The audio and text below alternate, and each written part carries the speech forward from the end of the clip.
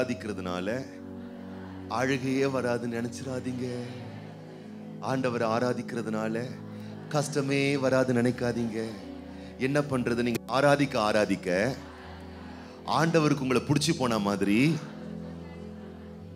கஷ்டத்துக்கு உங்களை ரொம்ப பிடிச்சிரும்.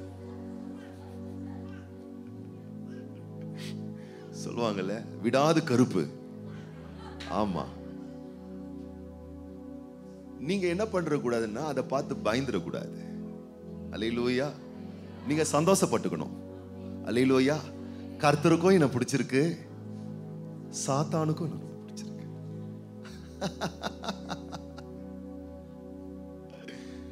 மீட்கப்பட்ட பிள்ளைகள் ஒரு நாளும் சோர்ந்து போகவோ துவண்டு போகவோ அவசியம் கிடையாது. ஆனா சோர்ந்து போகிற மாதிரி 1000 சம்பவங்கள் நடக்கும்.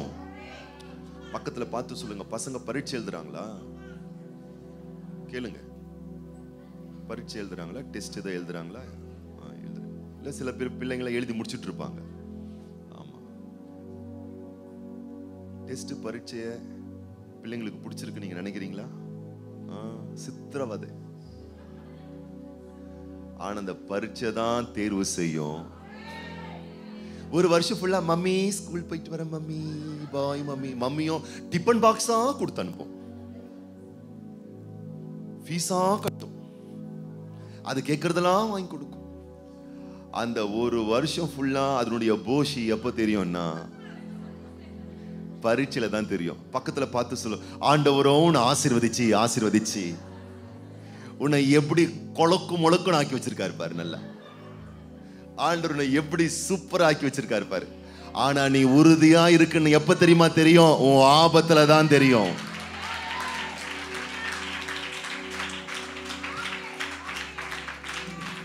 ஃபர்ஸ்ட் சின்ன வயசுல அறியாத நாட்கள் என் ஜெபம் எப்படி திரும்ப இருந்தது, ஒரு கஷ்டமும் எனக்கு வந்துடக்கூடாது ஆண்டவரே, ஒரு துக்கமும் எனக்கு வந்துடக்கூடாது. என் ஜெபம் தனிமையா, என் பர்சனல் நான் சொல்றேன். இப்போ என் ஜெபம் எப்படி திரும்ப ஆயிடுச்சு, வரட்டும் ஆண்டவரே பாத்துக்கிறேன், வரட்டும் கோலியாத்து கூட வரட்டும். பக்கத்துல பார்த்து சொல்லு, நீ எத்தனை சிங்கத்தை கிழிச்சாலுமா, நீ எத்தனை கரடியை கிழிச்சாலு. பக்கத்துல பார்த்து சொல்லு, பக்கத்து வீட்டுல இருக்கிறவளைய வாயை கிழிச்சாலா நீ?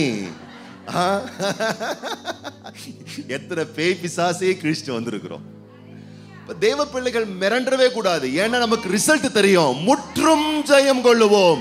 நிர்வாணமோ நாசமோசமோ பசியோ பஞ்சமோ பட்டணமோ பட்டினியோ உபத்திரவமோ இவை எல்லாவற்றிலேயும் நாம் நம்மில் அன்பு கூறுகிறவராலே சாதாரண ஜெயம் அல்ல, முற்றும் ஜெயம். மோர் தென் அண்ட் கான்கரர்ஸ். பக்கத்துல பார்த்து சொல்லுங்க, இந்த தலைவலிக்கெல்லாம் கவலைப்படுறது, இந்த கஷ்டவர்த்தத்துக்கெல்லாம் கவலைப்படுறது தூசி மாதிரி தட்டி விட்டுட்டு போயிட்டே இருக்கணும். அல்லேலூயா. நீ ஜெயிக்க பிறந்த பிள்ளை, நீ சாதிக்க பிறந்த பிள்ளை, நீ ஆசீர்வதிக்கப்பட்ட பிள்ளை. இந்த கஷ்டம் உன்னை ஒன்னும் பண்ணிராது, பயப்படாத. இந்த வியாதி உன்னை ஒன்னும் பண்ணிராது, பயப்படாத. இந்த நெருக்கம் உன்னை ஒன்னும் பண்ணிராது, பயப்படாத. ஆண்டவர்கிட்ட வந்து கேட்கிறாங்க, இவன் குருடனாய் பிறந்து விட்டானே, இது யார் செய்த பாவம்? பக்கத்துல பார்த்து கேளுங்க, வாழ்க்கையில் ஒரு பிரச்சனை வந்துச்சா, யார் செய்த பாவம்?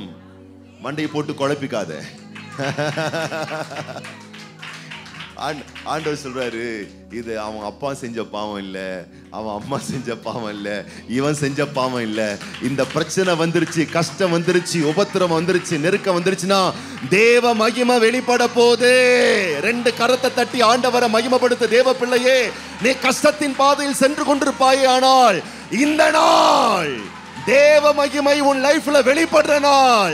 இந்த நாள் உன் சத்துருக்கள் மத்தியிலே தேவன் உனக்கு ஒரு பந்தை ஏற்படுத்துகிற நாள். இந்த நாள் உன் தலையை எண்ணெயால் அபிஷேகம் பண்ணி உன் பாத்திரத்தை நிரம்பி வழிய பண்ணுகிற நாள். நீ வெற்றி பெறுகிற நாள், நீ சுதந்தரிக்கிற நாள், நீ முன்னேறுகிற நாள், நீ கனம் பெறுகிற நாள். உம்மிலே பலன் கொள்ளுகிற மனிதர்கள் பாக்கியவான். உம்மிலே பலன் கொள்ளுகிற மனிதர்கள் ஆசீர்வதிக்கப்பட்டவர்கள்.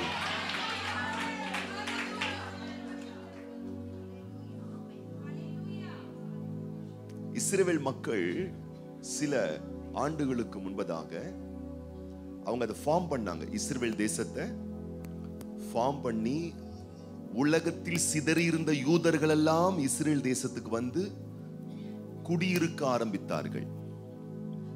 சின்ன தேசம், வரலாற்று உண்மை நான் சொல்லுகிறேன். சின்ன தேசம், குட்டி தேசம். சுத்தி நீங்க பாத்தீங்கன்னா எல்லாம் எதிரிகள் நாடு. ரொம்ப வறட்சி நிறைந்த ஒரு தேசம் அது இஸ்ரேல் தேசம். நீர் வசதி இல்லாத ஒரு தேசம். அங்க நீங்க பாத்தீங்கன்னு சொன்னா கலிலேயா கடல்னு ஒரு கடல் ஒண்ணு இருக்குங்க. அங்க நம்ம புழல் ஏரி இருக்கு பாத்தீங்களா, அதை விட சின்னதா இருக்கும். அதான் உங்களுக்கு நீர் ஆதாரமே. சின்ன கடல், கலிலேயா கடல், சின்ன கடல். யோர்தான் நதின்னு ஒண்ணு இருக்கு. அந்த நதி கூட பாத்தீங்கன்னு சொன்னா கொஞ்சம் நல்ல வாட்டர் இருக்கும், பாதி வந்து பாத்தீங்கன்னா அது சொல்லுவாங்க உப்பு கடல் சொல்லுவாங்க. சால்ட் கண்டென்ட் ரொம்ப ஓவரா இருக்கும். ஆளு வந்து பாத்தீங்கன்னு சொன்னா கடல்ல மிதப்பாங்க. அப்படி அந்த தண்ணியை உபயோகப்படுத்த முடியாது. அந்த தண்ணிக்குள்ள கடல் உயிரினங்கள் கூட வாழ முடியாது. அப்படிப்பட்ட ஒரு தேசம், பஞ்சம் நிறைந்த தேசம், ஒரு காலத்துல வறட்சி நிறைந்த தேசம், ஒரு காலத்துல நீர்வளம் இல்லாத தேசம், மலைகள் நிறைந்த தேசம், அதாவது பாறைகள் நிறைந்த ஒரு தேசம். இந்த இஸ்ரேல் மக்கள் என்ன பண்ணாங்களாம், ஆண்டவரே எங்களுக்கு உதவி வேணும், நாங்க விவசாயம் பண்ணணும், ஒரு வறட்சி நிறைந்த ஒரு தேசத்துல இருக்கோம் அப்படின்னு சொன்னதுக்கு அப்புறமா அங்க இருந்ததான தலைவர்கள்லாம் முடிவு பண்ணாங்களா, அண்டை நாட்டிலிருந்து நாம் தண்ணி சப்ளை வர வைக்கலாம் அப்படின்ட்டு சுற்றி இருக்கக்கூடிய இஸ்லாமிய நாடுகளிடத்துல பேச்சுவார்த்தை நடத்தினார்களாம். அவன் சொன்னானா, தண்ணியா ஒரு சொட்டு கூட உனக்கு கொடுக்க மாட்டேன். இவங்க என்ன திரும்ப பண்ணாங்க, பக்கத்திலிருந்தும் ஆதாரம் இல்லை, தன் சொந்த தேசத்திலிருந்தும் ஆதாரம் இல்லை, எப்படி நாங்க எப்படி விவசாயம் பண்ண போறோம், எப்படி நாங்க போறோம் சொல்லி உபவாச நாளை நியமித்தார்களாம். சாபத் டேல உபவாச நாளை நியமித்து ஜெபித்தார்களாம். ஹிஸ்டாரிக்கல் ஃபேக்டை நான் சொல்றேன். கர்த்தர் உங்களுக்கு ஒரு விஸ்டம் கொடுத்தாராம். என்ன ஞானம் தெரியுமா கொடுத்தாரு? நீர் பாசன வசதி, அதாவது சொட்டு நீர் பாசன வசதி. அந்த ஜெபித்த தேவ பிள்ளைகளுக்கு ஆண்டவர் ஞானத்தை கொடுத்தாராம் பாருங்க. உலகத்திலேயே சொட்டு நீர் பாசனத்தை கண்டுபிடித்தவன் இஸ்ரவேல், யூதர்கள். அவன் செடியை நட்டு அங்க ஒரு வேலையை பார்ப்பான். அது என்ன நடக்கும்னா, இரவில் வரக்கூடிய பனிகள் அப்படி தண்ணியா கன்வெர்ட் ஆகி அந்த செடிக்குள்ள ஊத்திக்கிட்டே இருக்குமா. அவன் கண்டுபிடிச்சிருக்கான் பாருங்க. அது மாதிரி அந்த வறட்சியான தேசத்துல இப்ப என்னாச்சுன்னு கேட்டீங்கன்னா, சுற்றி இருக்கக்கூடிய உலக தேசம் மிரண்டு பார்க்கக்கூடிய அளவுக்கு இவன் ஒண்ணு நட்டான்னா, விவசாயம் பண்ணான்னா அது செழிப்பா வளருதான். திராட்சை தோட்டத்தை வச்சா செழிப்பா வளருதான், ஆரஞ்சு பழத்தை வச்சா செழிப்பா வருதான், அத்திய வச்சா செழிப்பா வருதான், எதை வச்சாலும் செழிப்பா வருதான். இன்னைக்கு நான் சொல்லட்டுமா, வேர்ல்டு மார்க்கெட்ல இஸ்ரேல்ல இருந்து என்ன ப்ராடக்ட் வருதோ அது அடுத்த ½ an hour 2 hourக்குள்ள காலி ஆயிருமா. இஸ்ரேலுடைய ஆரஞ்சு தான் ஃபர்ஸ்ட் குவாலிட்டின்றாங்க. இப்போ இஸ்ரேல் இருந்து வரக்கூடிய பேரீச்ச பழம் டேட்ஸ் தான் ஃபர்ஸ்ட் குவாலிட்டி. இஸ்ரேல் இருந்து வரக்கூடிய எல்லா விதமான கனி விருட்சங்கள், காய்கறிகள் தான் ஃபர்ஸ்ட் குவாலிட்டியா தேவன் இன்னைக்கு மாத்தி வச்சு உலக அரங்கத்திலேயே அவனை மேன்மைப்படுத்தி சுற்றி இருக்கக்கூடிய சத்துருக்களை மிரள செய்த தேவன், நீ ஆராதிக்கிற தேவன். 1000 கைகள் விட்டாலும் ஆண்டவருடைய கைவிடாத மறந்துடாத பிள்ளையே. உன்னை சுற்றி 1000 ஆதாரங்கள் இல்லாவிட்டாலும் ஆண்டவரே உம்மில் நான் பலன் கொள்ளுகிறேன் என்று சொல்லி ஆண்டவருடைய கையில விழுந்து பாரு. உன்னை சுற்றி இருக்கக்கூடிய மக்கள் மிரண்டு போகக்கூடிய அளவுக்கு ஆண்டவர் உன் பேரை பெருமைப்படுத்துவாரு. உன் கையின் பிரயாசத்தை ஆசீர்வதிப்பாரு. நீ இப்ப இருக்கிறத விட 1000 மடங்கு ஆசீர்வதிக்கப்பட்டிருப்ப. நீ உன் வீட்டுக்கு சாப்பாடு கொடுக்கிறதே உனக்கு ஒரு காலம் கஷ்டமா இருந்திருக்கலாம். ஆனா இனி வருகிற காலத்துல நீ அநேக தேசங்களுக்கு கொடுக்கக்கூடிய அளவுக்கு ஆண்டவர் உன்னை பெருக்கமடைய செய்வார். உம்மிலே பலன் கொள்ளுகிற மனிதர்கள் பாக்கியவான்கள், ஆசீர்வதிக்கப்பட்டவர்கள். இன்னைக்கு இஸ்ரவேல் தேசத்தை பார்த்து சுத்தி இருக்கிறவன் மிரள்றாங்க. உன்னை பார்த்து பரியாசம் பண்ணினவர்கள் பயப்படுகிற நாட்கள் இனிமேல் வரும். உன்னை பார்த்து அவதூறு பரப்பினவர்கள், உன்னை குறித்து மேன்மையாய் பேசக்கூடிய நாட்கள் வரும். உன்னை குறித்து மட்டமா எண்ணியவர்கள், மட்டமாய் பேசினவர்கள், உன்னோடு கூட தேவன் இருக்கிறார் என்று என்னமோ தெரியல, அவங்க கிட்ட ஒரு சக்தி இருக்கு, என்னமோ தெரியல, அவங்க மேல ஒரு அபிஷேகம் இருக்கு, என்னன்னு தெரியல, அவங்க செய்யறது வாய்க்குது, என்னன்னு தெரியல சொல்லக்கூடிய அளவுக்கு ஆண்டவர் உன் மேல வச்ச மகிமையை வெளியரங்கமாக்குவார். கர்த்தருடைய மகிமை உன் மேல உதிக்கும், கர்த்தருடைய மகிமை உன் மேல வெளிப்படும். சுற்றி இருக்கக்கூடிய கண்கள் பார்த்து பிரமிக்கக்கூடிய அளவுக்கு ஆண்டவர் கீர்த்தியிலும் புகழ்ச்சியிலும் உன்னை மேன்மையாக வைப்பார். உண்மையிலே பலன் கொள்ளுகிற மனிதர்கள் பாக்கியவான்கள். அவர்கள் என்ன செய்வார்களாம்? அழுகையின் பள்ளத்தாக்கை உருவ நடந்து. சுற்றி இருக்கிற தேசம் ஹெல்ப் பண்ணல. நம்ம தேசம் பாருங்க, தமிழ்நாட்டில் சொல்லிட்டு இருக்கோம் வற்றாத நதி ஓடுது, 26 நதி ஓடுது. இந்தியாவில் சொல்றாங்க எத்தனையோ நதி ஓடுது. ஆனா நம்ம எங்க திரும்ப கடன் வாங்கிட்டு இருக்கோம்? அங்கிருந்து இங்கிருந்து. இந்த கத்திரிக்காய் எங்க இருந்து வந்துச்சுன்னு கேட்டா பெங்களூர்ல இருந்து வந்ததுன்றாங்க. ஏன்பா, நம்ம ஊர்ல தான் நிறைய ஜீவ நதியெல்லாம் இருக்குன்றாங்க. எங்கெங்க இருந்தோ கடன் வாங்கிட்டு இங்க வந்து கொடுத்துக்கிட்டு இருக்கான். ஆனா அங்க ஒரு நதியே கிடையாது. அவன் கண்ணு கர்த்தரையே நோக்கி பார்த்துக்கிட்டு இருக்கு. அவனுக்கு ஒரு ஆதாரம் கிடையாது. அவன் ஆண்டவரே நோக்கி பார்த்துக்கிட்டு இருக்கான்.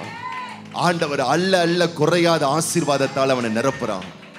அழுகையின் பள்ளத்தாக்கு தான் பயந்து விடாத தேவ பிள்ளையே, கண்ணீரின் பள்ளத்தாக்கு தான் மிரண்டு விடாத தேவ பிள்ளையே, வருத்தத்தின் பள்ளத்தாக்கு தான் சோர்ந்து போகாத தேவ பிள்ளையே. நீ உருவ நடந்தாலும் பரவாயில்லை, அதை தேவன் உனக்கு நீரூற்றாய் மாற பண்ணுவார். மழையும் குளங்களை நிரப்பும், ஆசீர்வாதமான மழை பொழியும். பரத்தின் தேவன் உன்னை நிரப்புவார்.